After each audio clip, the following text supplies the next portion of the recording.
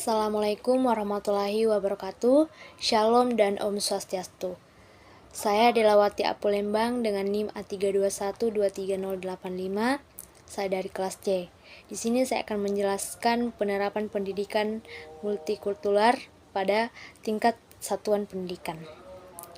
Tujuan pendidikan multikultural di satuan pendidikan itu yang pertama, menumbuhkan sikap toleransi, empati, dan saling menghargai, kemudian mengurangi diskriminasi dan prasangka, kemudian membentuk peserta didik yang memiliki wawasan kebanggaan, namun tetap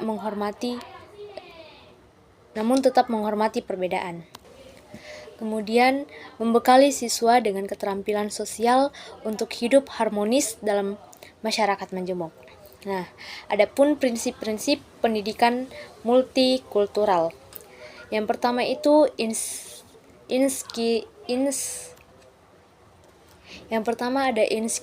inskutivitas. Peserta didik mendapat kemampuan yang sama dalam setiap aspek pendidikan tanpa terkecuali. Kemudian demokratis. Memberikan ruang bagi kebebasan berpendapat dan berekspresi dengan cara yang santun dan bertanggung jawab. Kemudian humanis. Menghargai pendapat setiap individu sebagai manusia seutuhnya. Kemudian menjunjung tinggi nilai-nilai kemanusiaan. Dan yang terakhir ada keadilan. Memastikan tidak ada diskriminasi dalam penyediaan layanan pendidikan serta perbedaan terhadap.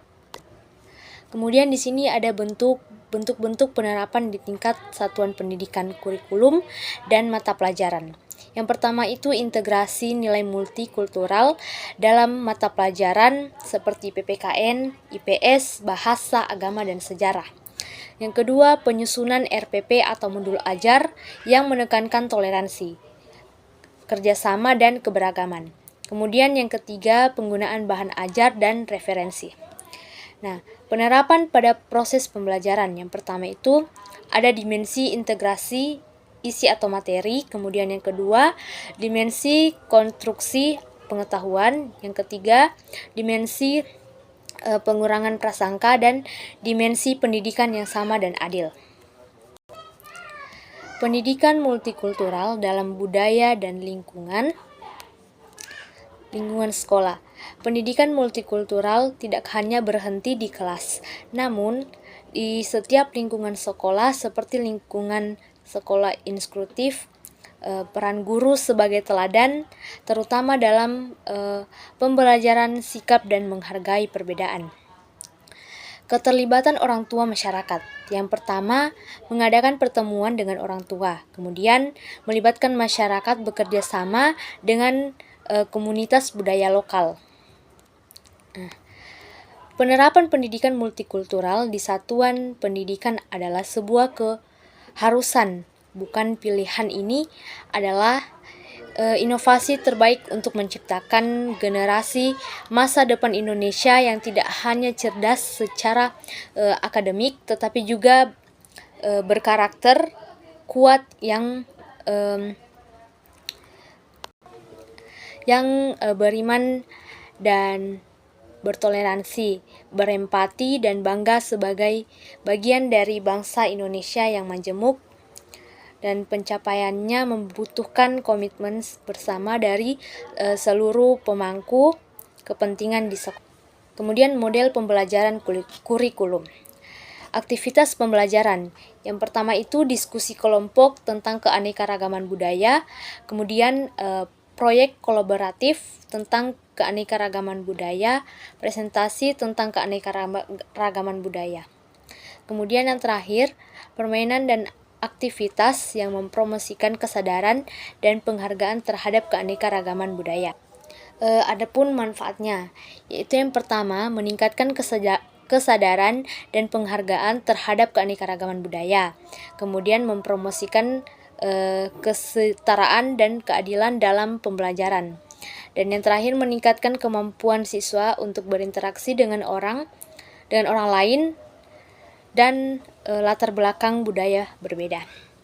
Dan ada juga model pengembangan kurikulum. Yang pertama itu model additive atau penambahan, yaitu menambahkan materi multikultural.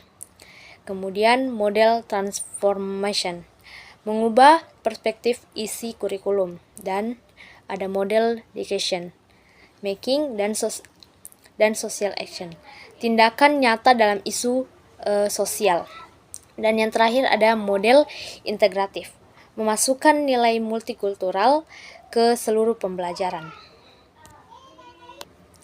Di sini juga ada tahapan pengembangan. Analisis kebutuhan, melakukan memetakan keragaman siswa. Kemudian yang kedua, perencanaan kurikulum, memilih model yang sesuai. Ketiga, pengembangan materi, integrasi konten sosial. Dan yang keempat, evaluasi penilaian sikap, keterampilan, dan pengetahuan. Kemudian yang terakhir di sini ada tantangan. Yang pertama itu resistensi terhadap perubahan, kemudian keterbatasan sumber daya dan bahan ajar, dan yang terakhir stereotip dan prasangka di lingkungan sekolah. Baik, itu saja materi yang dapat saya sampaikan. Lebih dan kurangnya saya mohon maaf. Saya tutup. Assalamualaikum warahmatullahi wabarakatuh. Shalom dan Om Santi Santi Santi Om.